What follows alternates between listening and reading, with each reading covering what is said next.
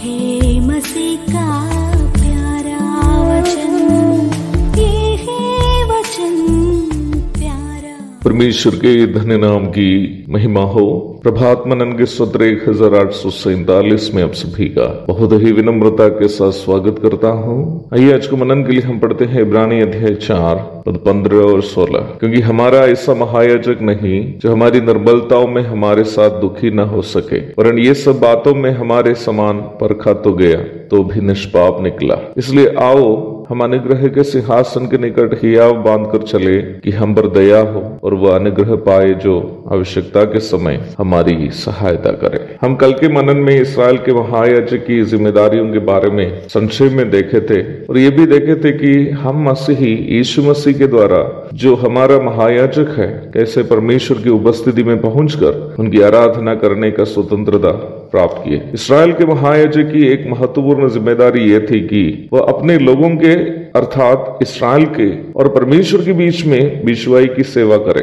इस सेवा निभाने के लिए अपने हृदय में उन्हें इस्राएलियों के प्रति एक सहानुभूति की मानसिकता होनी जरूरी थी। इब्रानी अध्याय 5 पद 1 और 2।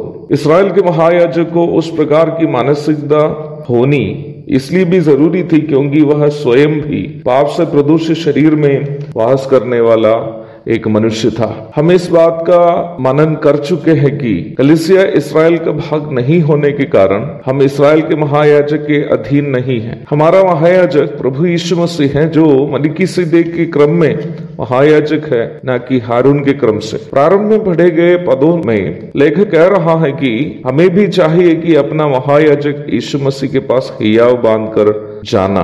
क्यों?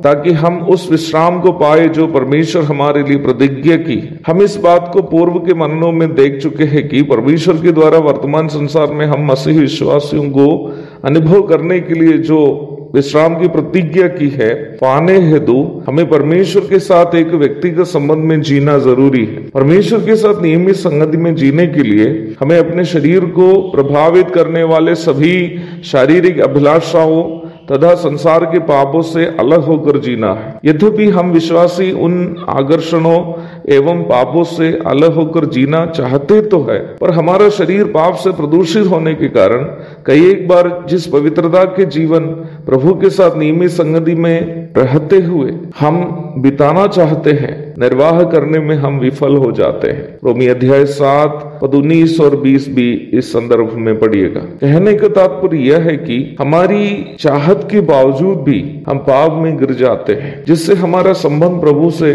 टूट जाता है और हम उस विश्राम का अक्सर अनुभव नहीं कर पाते हैं। परंतु इब्रानी के लेखक हमसे कह रहा है कि निराश नहीं होना। अपनी इच्छा के बाद भी पवित्र जीवन नहीं बिता पाते हो, हताश नहीं होना है। फिर क्या करना है? अपना महायाजक प्रभु यीशु मसीह के अनुग्रह के सिंहासन के करीब जाना है। इस निराशाजनक समस्या का समाधान प्रभु के पास है, क्योंकि वह स्वयं भी संसार में मनुष्य बन करके आया और मनुष्य की सभी परीक्षाओं को सामना करके उस पर उन्होंने जीत प्राप्त किया है। वो हमारी समस्या को अवश्य समझ सकते हैं, उसका हल उसके पास है। और वो हल क्या है? प्रभु दया करे, उस पर हम कल चर्चा करेंगे। तब तक के लिए मैं आपसे विदा हो जाता हूँ। प्रभु के धन्य नाम की महिमा हो।